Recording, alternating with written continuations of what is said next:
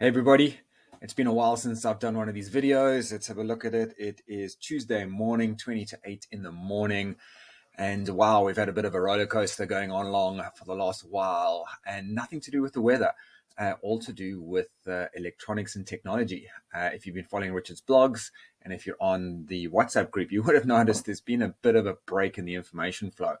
The spreadsheet I've got up on the screen right now is information we pull in from Richard's tracker. Richard's got a spur tracker on board, and this is basically the same kind of device that we use to track wildlife.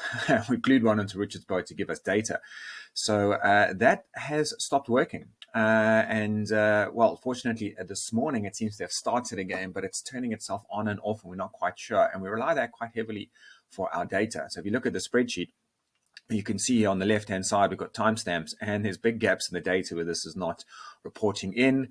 But as of this morning, you can see it actually did start reporting in again. So that's been fun and games, and trying to track that. And we rely heavily on that information to come through. It's not the only source of information, though. We also get information from Rich's tireless system, which is basically his ability, his fiber, if you will, out on the boat. And coincidentally, completely unrelated, that also died last week, Thursday. Rich just didn't arrive for his 8 p.m. Scheduled check-in with us, and next thing we know, we're getting SMSs on his emergency sat phone, and for the next 4 days, we communicated with him in 160 characters or less, and over the sat phone, trying to get this fixed, and Albert de Jong did a phenomenal job together with Richard, and Richard's back online. You'd probably notice that. So Richard's back to normal. Hopefully, we're going to track this now for a couple of hours. Hopefully, the track is back to normal, so we're holding thumbs that everything is back to normal for the next while. So that's been the excitement. Weather-wise, it's been pretty dull. Let's have a look at the weather. So this is right now, and I keep banging on about the South Atlantic high, and this is a pretty much perfect South Atlantic high. You can see there's the little eye. Winds are circulating around it in this big cyclonic fashion, and Richard's this green dot. And as you can see, in the middle of the southeast, just pretty much aiming him straight at Salvador over here, so all good. This should stay like this for ages. Our attention, in fact, my attention, not Richard's yet, is actually turning to Salvador.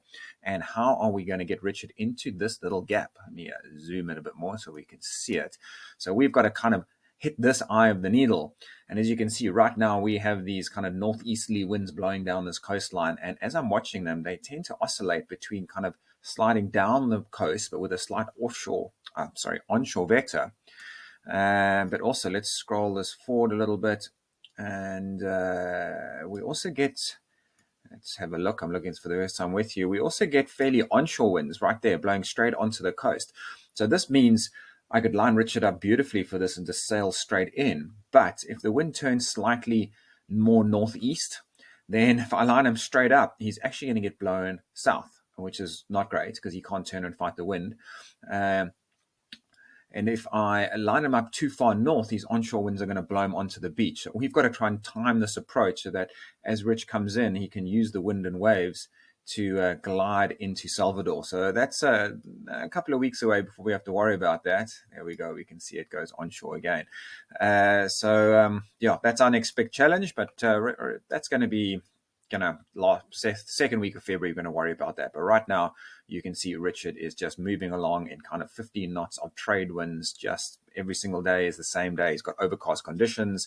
He's got about 15 knots of wind. He has squalls rolling over him, which bring a little bit of rain. They really increase the wind quite a lot and give him a bit of excitement. And then as they move away over him, they kind of suck up the wind and it goes quiet for a while. And the cycle just keeps repeating over and over again.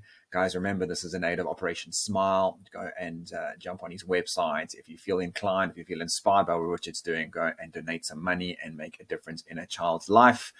Catch him on social media. Lots of blogs going up there at the moment as we play catch up. And I'll catch you on the next video. If you've got questions you'd like me to cover in these videos, please put them in on social media, or if you're on Richard's WhatsApp group, you can post them there too. I'll pick them up there. Adios. Cheers, everyone.